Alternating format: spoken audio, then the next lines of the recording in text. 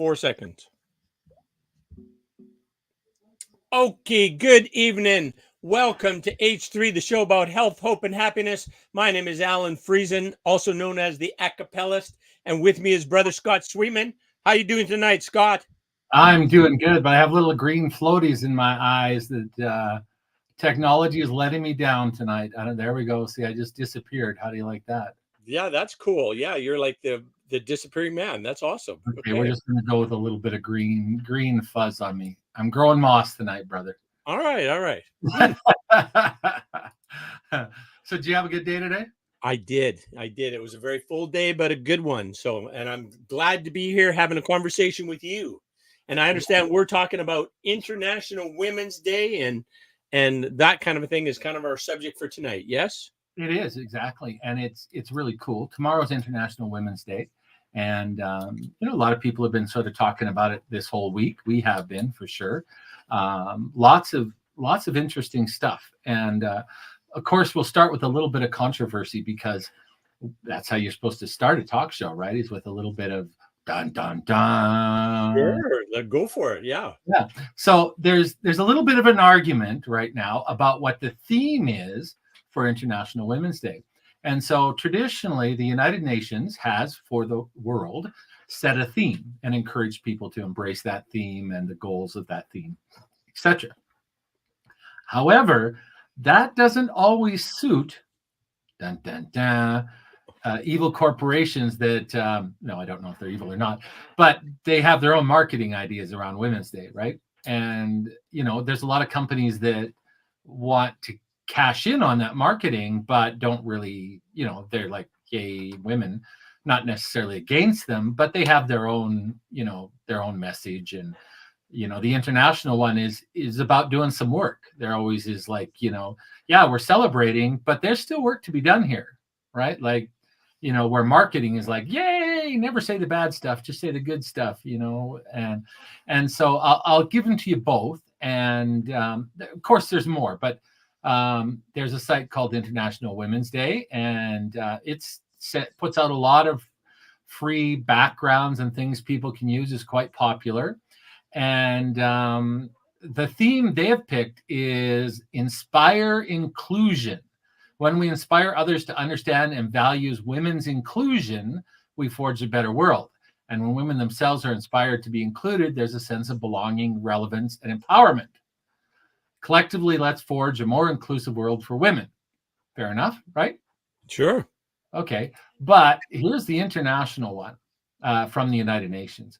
In celebrating International Women's Day 2024, under the theme of investing in women, accelerate progress, the ILO puts a spotlight on the essential and inseparable roles of decent work and gender equality, right? So they're saying, yeah, this is good here, but we need to accelerate progress. We need to make changes faster.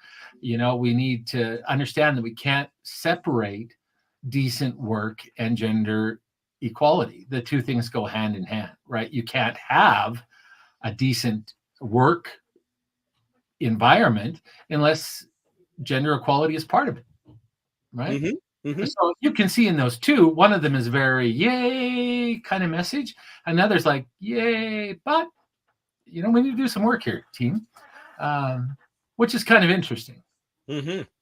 So wait a minute, what the two things? One is from who? International Women's Day, United Nations. The first one is just from internationalwomensday.com. Okay.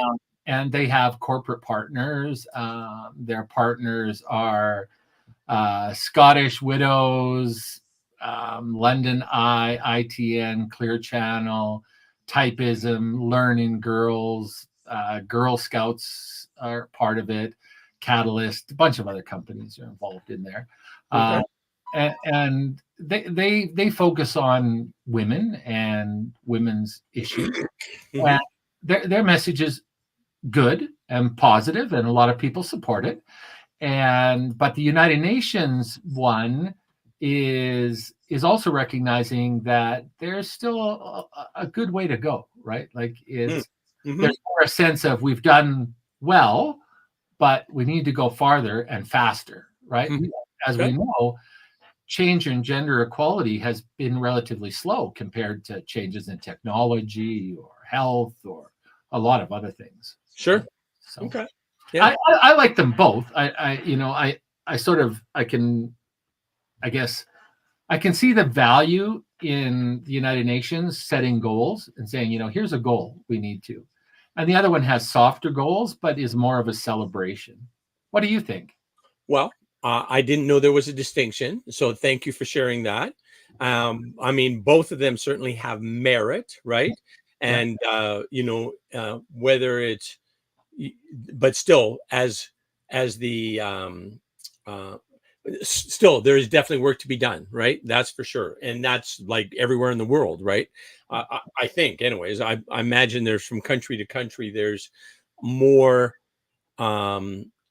Respect, regard, equal treatment of women in some countries than in others, but certainly some have horrible records in terms of how women are treated and devalued and that. So yeah, I can see the kind of the merit in both of them. Yeah, I see the merit in both of them, but certainly see where there's certainly work to be done as well, right? So yeah, I took a household poll, which is in my house means everyone's female but me, and and they were pretty much leaning towards the UN one. Yeah, there's a feeling that things are definitely much better than their grandmother's time, or their great grandmother's time in terms of the twins, but there's still a lot of stuff going on, and I can sympathize with that. I think that on one hand, the celebration is important, but I don't think that women are completely free from that gender inequality that's existed for time immemorial, perhaps. No, I think you're probably right. And it's one thing for white heterosexual males like us. We don't even know that. Like, it's kind of like, we are, privilege is very easy for us and comes to us without any real without any struggle, right? That kind of thing, where our opinion is generally regarded, we're believed more often, and we're more, life is easier for us. That's the point I'm trying to make, right? So yeah. And I think that no one, and that's one of those difficult things, right? Because certainly we have it, what I say, today turn me into a woman of color because my life would be much easier. It'd be like, no thanks, hard pass, keep going. And that to me says there is a bias, right? Like, as you said, I don't feel like walking around every day. I don't look around and say, that woman's suffering because she's a woman. But when if I was given the choice, I'm quite happy where I am, thank you very much, which to me sort of says that some part of me recognizes that it's much better being in my shoes than their shoes. Yeah, no, right? Makes sense. Yes. Yeah. And I wonder, we should come up with an acronym, because we always use ourselves sort of as that standard, where we come from the majority of privileged color and gender and all of those things. But that having been said, I mean, obviously you and I encounter all sorts of things in our lives we need to struggle with, but I think gender equality is one of those things where there's just extra, I don't know. It's hard, like you said, it's hard for us, right? Because we're men, obviously, cis men, Caucasian, living in a Western world, middle class, whatever.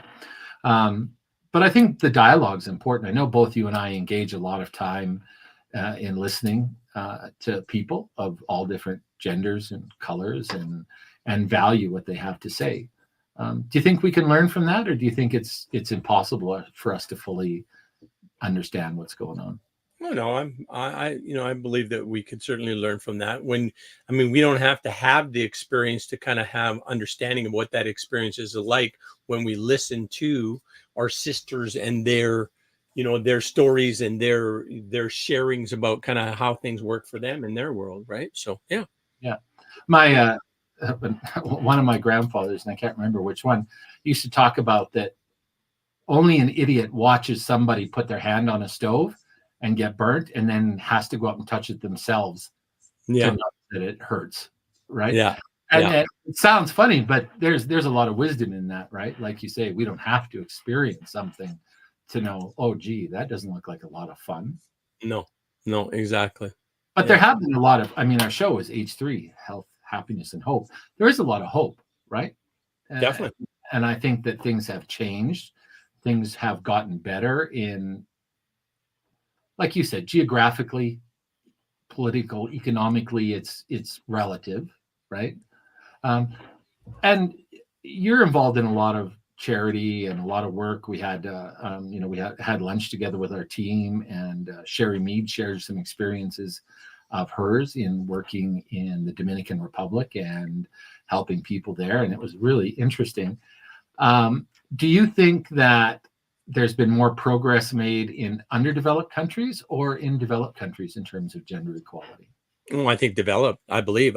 You know what? As we were chatting at lunch today, I had revealed I'm probably the least traveled of all of us, so I'm probably not qualified to talk about it much. But I believe that I think we've seen a lot more progress, a lot more growth, a lot more a fairness in terms of here in Canada than other countries would have. Right? I mean, it's still very much um, harder on women in some kind of the countries that are just not even regarded as people, right? I mean, that's the reality of it. So yeah. Yeah, I think in regarding traveling, I was talking about it afterwards with Michelle, and I've only ever once traveled for fun. Every Mm, other every other trip I've taken has been for work or education. So mm, I kind of feel your pain. Like I had, and Sherry's, I mean, obviously she was working and helping people out, so I wouldn't. She did say she had some fun, but I wouldn't classify that as a holiday. I'm always sort of wondering about people who go to these wonderful holidays for recreation because I've never really experienced that except one mm. trip to Taipei, which was well worth it. So, but we've got lots of life, right? Like we always say, you can change anything tomorrow, right? Just start. Yeah, Yeah. So we right. can change that. But yeah, that's interesting. I definitely think in developed countries there has been more change. I would agree with you. What would you attribute that to? Well, I mean, certainly I know from being part of Rotary, like there's the Malawi Girls School, and in that what they have given to their students, which are female, is like a chance at being getting an education, a chance at staying safe, a chance at like having a way better life path, as opposed to being subject to being raped at a young age, or having unwanted sex at a young age, and then all of a sudden being a mom and not going to school and not having any kind of a future. That one of the women that I met there, her name's Manis. I didn't meet her. I met her virtually. Let's put it that way.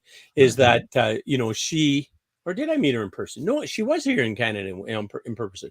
So anyway, she the future that she has is way, way brighter than than what her mother had, as an example, right? Well, that's huge, right? And basically all of those girls in that school all have the opportunity to get an education, to choose to be to choose to be a mother when they choose to, right? It's not something that there's forced upon them. And and then because they can get an education, to also create earnings for their family and for her and her family.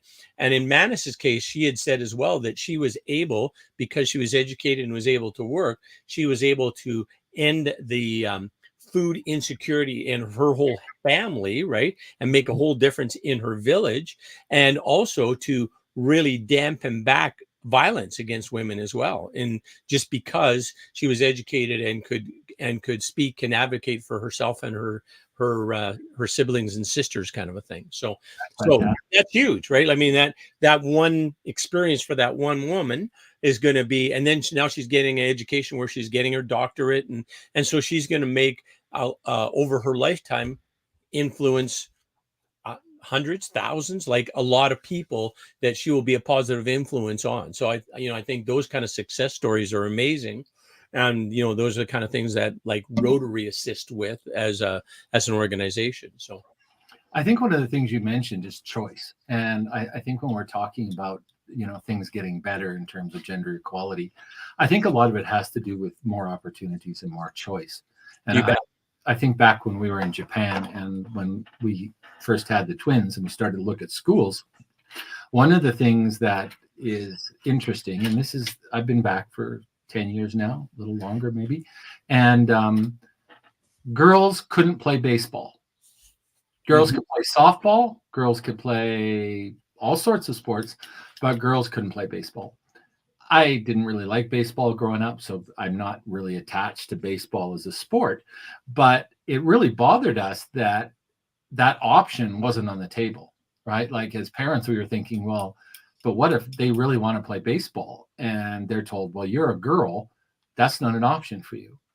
And that was one of a few things that pushed us into creating our own school and making it really inclusive to everyone and no barriers to buy anything that we could control.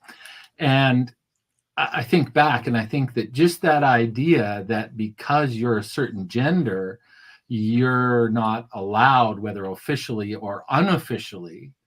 And that, some of the schools said, well, they could, but we don't have a girls' baseball program, which is a nice way to say girls aren't allowed to play baseball, right?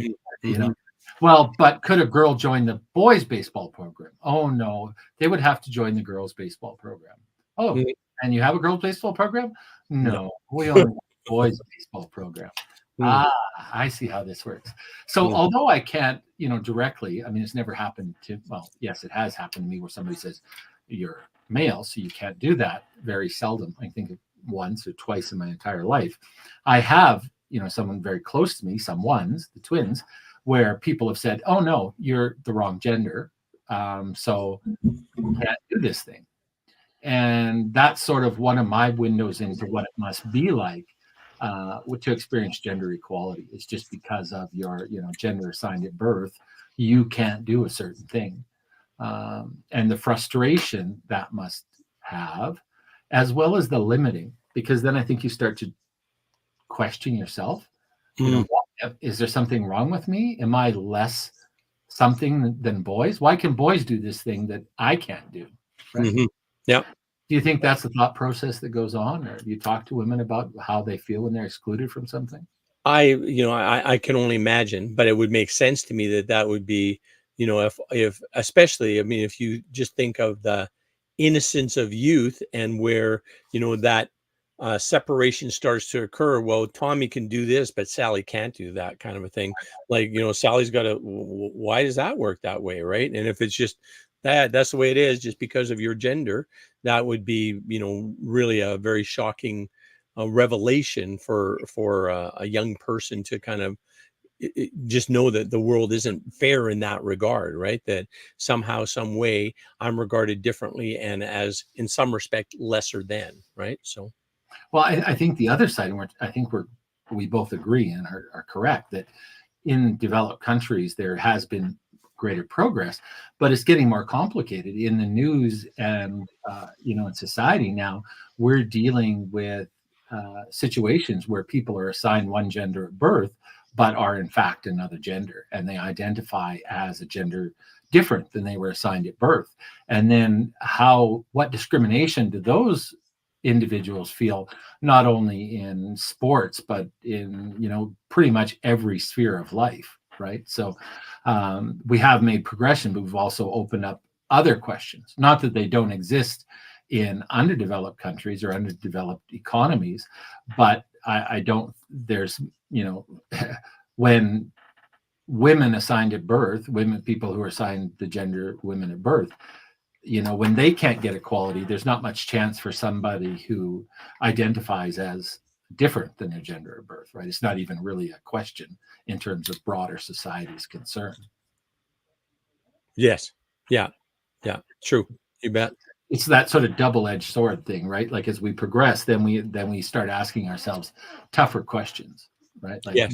Where do we define this? And I think eventually we get to the point that we say, should we in fact limit anyone from trying anything, right? I don't know.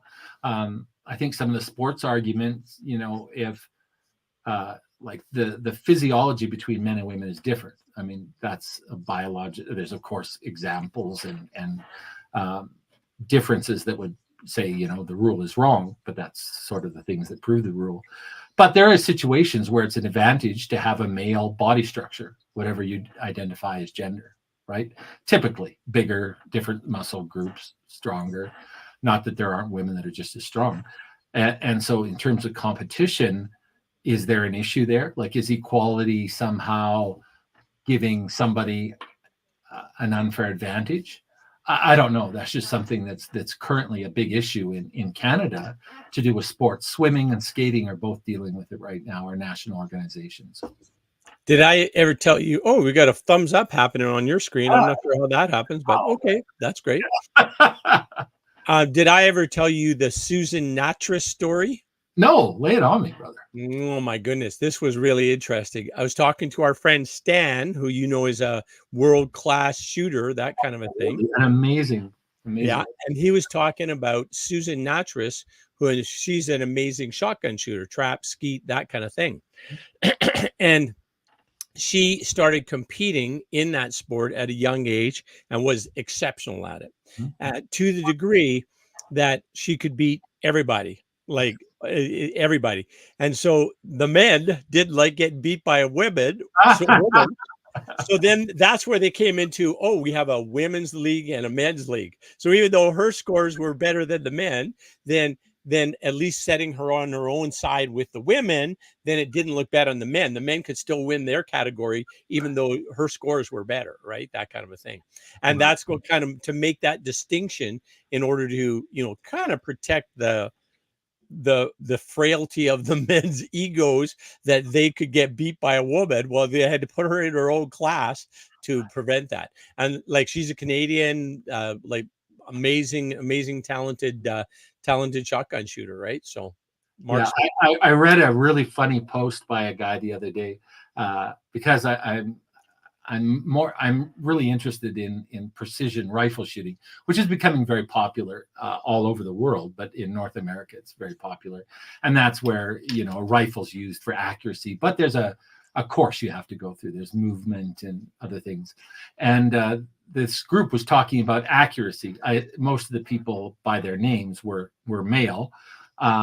And they were saying, oh, well, you know, is this gun more accurate than that gun? And what bullet's more accurate than that gun? And, you know, all of these sort of,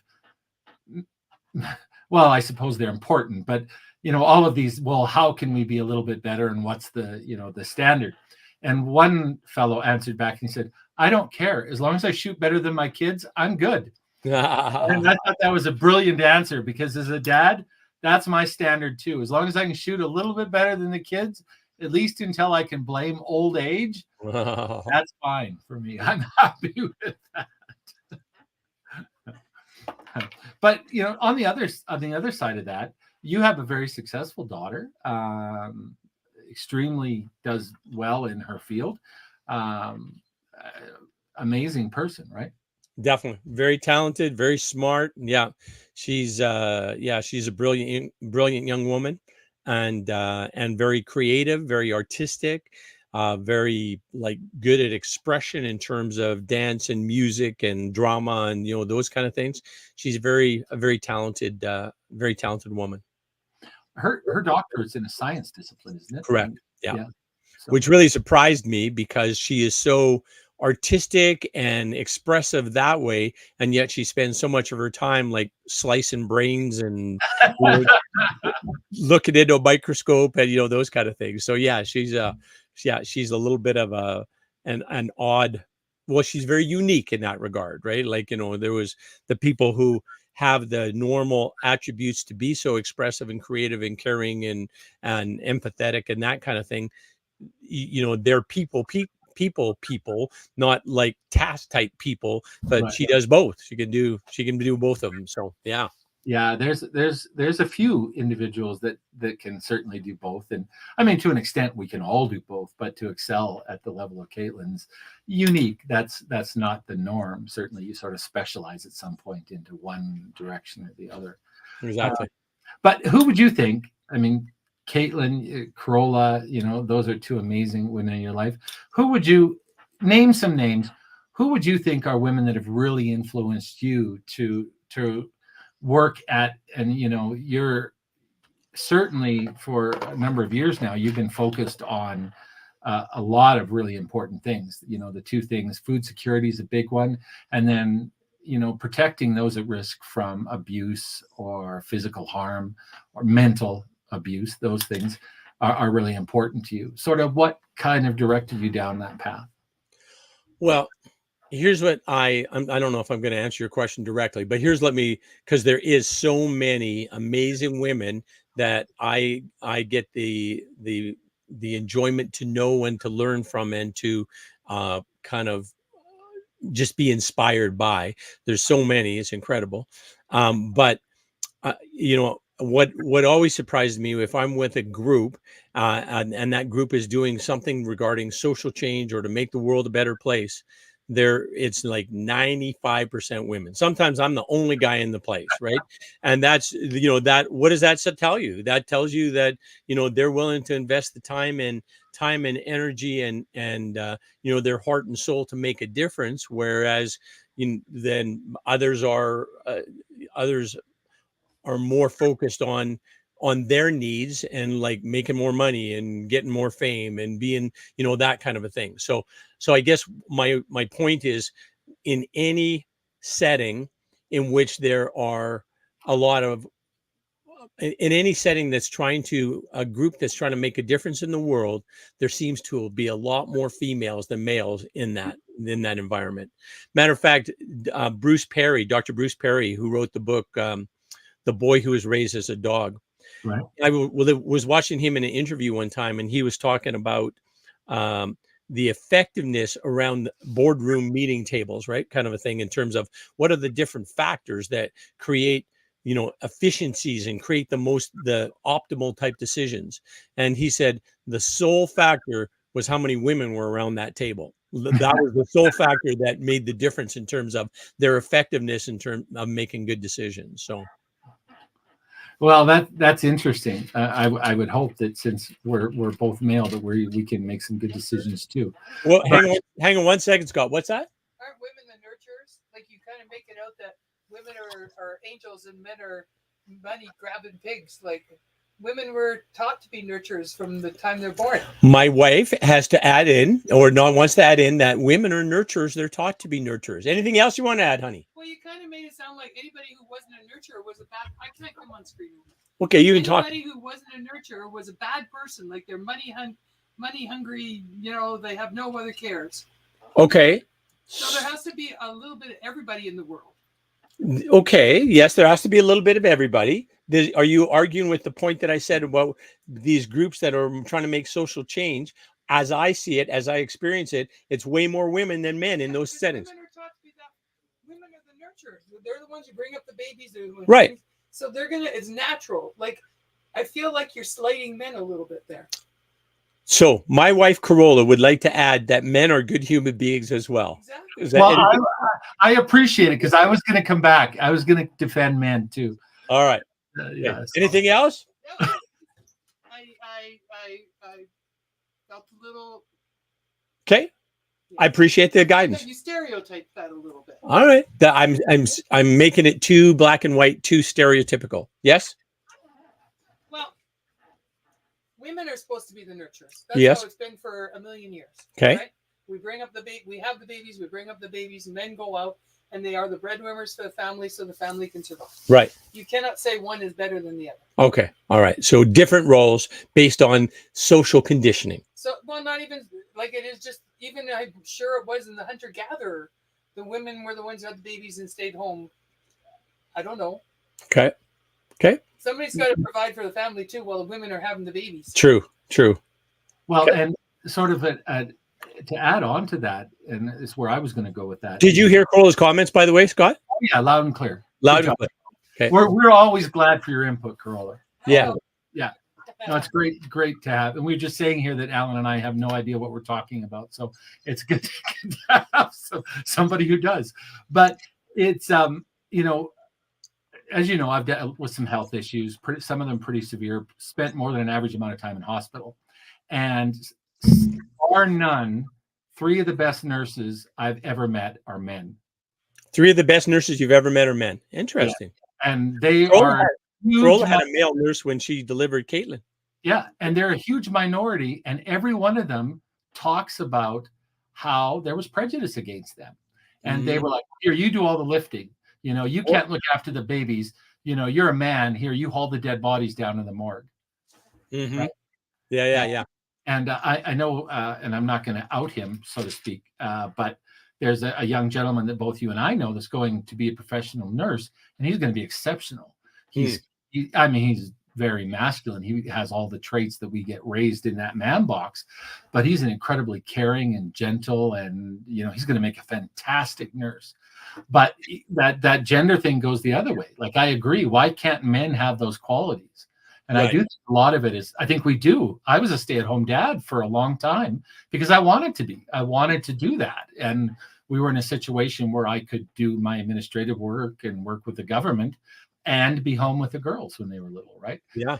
So, and that's an unusual case, but we were able to make some other sacrifices and make it work. So I think there is an element of what Corolla is saying, is that often we take the role that's assigned to us rather than necessarily what we want to do or what we have capability to do. Would that dovetail into what you were saying, Corolla? Corolla, Scott's asking you a question. That's okay. She's gone. She made her point. She's out of there. Good for her. Moved on. Something else now. So, but I do. I mean, your points are valid, right? I mean, in the organizations that are working for it, you know, the majority are heavily gender biased towards women, and why that is maybe is up for debate, but it's a fact, right? Yeah. Which is maybe we need to do a better job of letting young people know that there's no fixed. And I know you did because of the way Corolla or Caitlin turned out. I know we have, because of the way the girls turned out, is we never told them you should be this because you're a girl, or these are the things that girls do. You want to play with a toy? I don't care if it's G.I. Joe or Barbie. It doesn't, you know, in our schools, there was no, oh, this is a girl's toy. This is a boy's toy. Have at it. Like, if you want to play with it, play with it. You know? Yes. Yeah. And I do think, you know, we had people, you know, say to us, oh, they're girls. Why are they dressed in blue? What? You know, I wear pink. What is, like, who cares? Yeah. Right. But there is still that molding, right? True. Yep. True. I think the long and short of it is that we've got a lot to celebrate. Like you said, my first job, I worked for a woman. I was her assistant. I was basically her secretary. It was for British Steel, and she was the head administrator for the Sheerness plant we were building out there for British Steel. Why are we getting thumbs up here? I don't understand that. I don't know. Anyway, and Google likes your comment, so yeah. And I was her secretary, and that was a great experience for me. You know, she was a really strong leader and a strong boss, and everyone was scared of her. I had the great experience to see everything she did, and she was just efficient, right? I think that she got labeled with all kinds of names because she acted like a male boss. If she had been male, no one would have said anything. They'd be like, oh yeah, he's a tough, good guy. But because she was a woman and diminutive, quite small, you know, they attached a lot of other words to her that weren't so pleasant. None of which is true. She was just very effective, very direct. She didn't muck about. You know, she was in charge of a lot of things, a lot of people, and she was good at it. Yeah. And I guess I hope where we're at now, and it's my hope for the celebration, is that happens less, whether it's in our country or another country. Judging anyone by their gender is definitely not good for anyone or anything. I agree entirely. Each person has their own special sauce, their own secret kind of, well, not secret, their own mix that nobody else can replicate. And as you understand that, and, you know, kind of reveal what your authentic self is, kind of a thing, it's going to it's going to float across gender norms, right? It's going to float across normal type occupations that would be assigned to one gender, kind of a thing. So yeah, as it should, right? yeah, As it should. we need to challenge those things. I liked what you said about secret, though, because I think that when you're born, a journey starts, and our whole lives we discover more about ourselves, or we should. I hope we do. And I hope the girls, mine, yours, everyone, every woman out there gets a chance to experience and discover anything they want to know about themselves. I hope they're never limited because of their biology or anything, because I think that mystery of who am I is a wonderful, wonderful secret that we all try to solve in the time we have here. Yeah, and what the difference that we can make is to be able to open and affirm people as on their journey to their authentic self, right? And say, yeah, good for you. This is wonderful, right? To explore who you are and express who you are fully and completely. I think that's why I like, and we can end there because we're running out of time again, but I think that's why I like the UN definition a little better, because it's full of possibility. It says there's a challenge here. We need to accelerate this. We need to keep going down that path. And a challenge is a possibility, I think. We haven't done everything we can, which means we can do more, which is an exciting place to be, I always think. Exactly. So tomorrow, International Women's Day, give the women or woman in your life a big hug and a thank you. At least that. At least that. Maybe don't forget moms, grandmas, aunts, neighbors. Don't leave any out. Spend some time, everyone. And you don't have to be a man. International Women's Day, women can celebrate other women. Of course they do. They do. Take us home, Scott. From my dear friend Alan Friesen, the acapellist, and myself, Scott Sweetman, you have an amazing week, and we'll see you next Thursday, 7 p.m., same place. Take care, everyone. Get a Matsin.